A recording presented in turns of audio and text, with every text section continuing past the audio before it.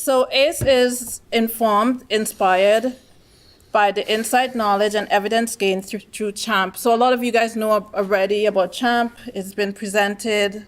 There's articles and everything done up with CHAMP. So ACE is really a product of CHAMP. So CHAMP is a community champion HIV advocate mobilization project. That's what CHAMP stands for.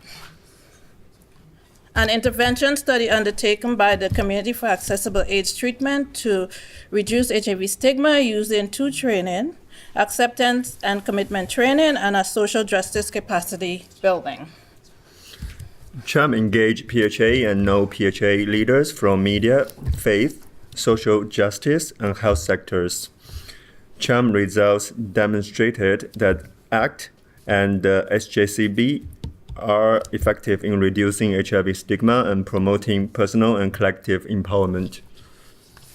So as I said earlier on, ACE is part of CHAMP, and what ACE did, some of what ACE helped us with is a personal and collective empowerment program that PHA experienced challenge related to trauma. So basically what it is that we, a lot of PHA suffer from trauma, stresses, losses, addiction issue, and other issues. Some of us work in the sector, and there's no way for us to unpack all of the stuff that we gather from clients and all that. And ACE really provide a safe space for us to discuss about it. So the integrated model of ACT and SJCB. Yeah, can I say social justice capacity building? I don't like acronyms. It's mindfulness practice, self-acceptance and self-compassion, nonviolent compassionate communication, self-care strategies, critical dialogue on identity, critical dialogue on social and structural influence on body, mind, and spirit, collective compassion, peer support, and community action. All right, so we're going to focus more on our personal growth from our experience. So basically what had happened, we had a 10-week closed group because we wanted, we wanted to get to places that we don't have the space to really talk about issues that we are going through, things that triggers us, how we, like how when we go to the hospital or see somebody, the fear that it might be us or somebody die, stuff that comes up in our work that really impacts us. So Josephine and Kat put this group of people together. It was a unique, diverse group from all sectors. And the unique thing about it was that most of all of us were working in the HIV field. And so we're going to talk about some of the experience of the members of the ACE group that we did for 10 weeks. Yeah, so we practice compassion and acceptance, not just to ourselves, also to people we meet. It's very easy to judge the people we are working with. However, with compassion and acceptance, we're able to have a new perspective on things, on the bigger picture. And we're working together. It's important to understand and respect each other. And also we talk about and we learned about mindfulness. And according to Buddhist monk Thich Han in his book, Peace is Every Step, peace is present here, right here now, in ourselves and in everything we do and see. Every breath we take, every step we take can be filled with peace, joy, and serenity. The question is whether or not we are in touch with it. We need only to be awake, alive in this present moment. We also talk about value. So the value is something that we care about in our life versus what the society or what your family and what their community might have their different value on you. At this time you might have a conflict. It's important to know your value. We also gained a lot of new skills to handle difficult situations, work, in life, and different difficult emotions. And last but not least, we learned to have more gratitude every day. Really, what stood out for you at the mindfulness training? Yeah, so I actually have been meditating myself in many years, on and off. And so coming to this group, I know that you look at me like a guru, but it's not necessarily true, because I feel like there's always a lot to learn about meditation. And personally, I found meditation quite difficult. I'm not sure you meditate or you can relate to the experience. I find sometimes when I'm dealing with difficult emotions, let's say if I'm really upset or I'm really panicking, then I'm not able to come and anchor into a peaceful place. So it's important to maybe use breathing as anchor and repeat some mantras. Like what we learned from the loving kindness meditation is there's a mantra that stands out for me. It's I hold my suffering in great compassion and kindness. So I know I'm suffering, I'm aware of it, but I'm able to hold it and with more kindness towards myself. And the pain reduce in a sense. And another exercise that stands out is the bus driver exercise. So imagine you are a bus driver, you're driving a bus, and you have passengers coming to your bus.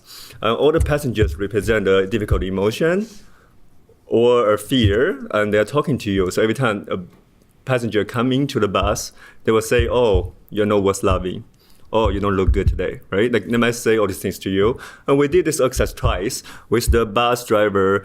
First time, no saying anything, just taking all this in, and or even get defensive inside. And the second time, the bus driver actually just said, welcome on board. So instead of defending, arguing with all this inner difficult, mean voice, just say welcome aboard. And we noticed that the person who played the bus driver was able to have some relief. And the peers who played the passengers actually lost their power. So they actually stopped saying those things just because they're welcomed. And they're taking a seat on the bus and they get off. So sometimes when we're not thinking about something, they actually disappear.